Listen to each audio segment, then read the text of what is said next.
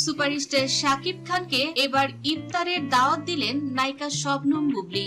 সে নিয়ে বসে আছে। শাহরফাত খান বীরের জন্মদিন ছিল, একটু জন্মদিনের জাস্ট একটু জিজ্ঞেস করি ওকে নিয়ে একটু বলেছেন আপু। একটু জন্মদিনের জাস্ট একটু জিজ্ঞেস করি ওকে নিয়ে একটু বলেছেন আপু।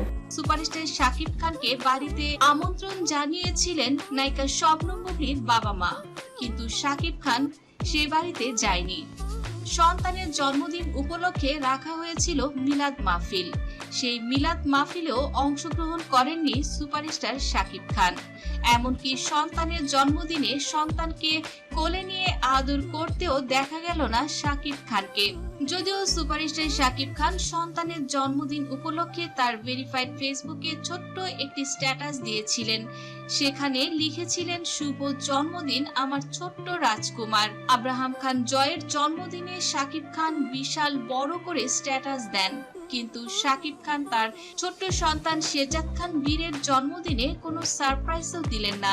এ নিয়ে নায়িকা শবনম বুবলীকে জন্মদিন প্রসঙ্গে জিজ্ঞেস করা হলো। নায়িকা শবনম বুবলী দেয়ালের দেশ সিনেমার প্রমোশনের জন্য আরটিভি সহ বিভিন্ন চ্যানেলে ইন্টারভিউ দিয়েছে। সেখানে নায়িকা শবনম বুবলী এড়িয়ে গেলেন শেজাদ খান বীরের জন্মদিনের কথা। সে নিয়ে বসে আছে। শাহরফাত খান বীরের জন্মদিন ছিল, একটু জন্মদিনের জাস্ট একটু জিজ্ঞেস করি ওকে নিয়ে একটু বলেছেন আপু। একটু জন্মদিনের জাস্ট একটু জিজ্ঞেস করি ওকে নিয়ে একটু বলেছেন আপু।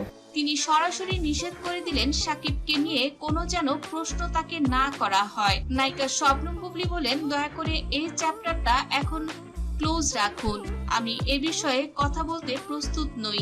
এদিকে যত যাই হোক, শাকিব খানকে নায়িকা শবনম বুবলী স্বামী হিসেবেই মানেন। শাকিব খান মানুক আর না মানুক, সন্তানের প্রয়োজনে নায়িকা শবনম বুবলী শাকিব খানের প্রতি যে দায়িত্ব কর্তব্য বোধ সেটা তিনি রাখতে চান। আর এ কারণেই নায়িকা শবনম বুবলী আবারও দাওয়াত করলেন নিজ বাড়িতে।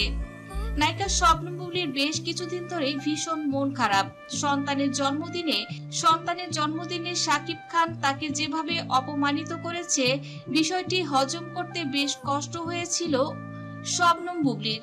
তারপরেও শবনম বুবলীর বাবা মা শবনম বুবলীকে অনেক বুঝিয়েছেন, ধৈর্য ধরতে বলেছেন, নামাজ পড়ে আল্লাহর কাছে দোয়া প্রার্থনা করতে বলেছেন, যেন শবনম বুবলীর সংসারটা আবার ঠিকঠাক হয়ে যায়।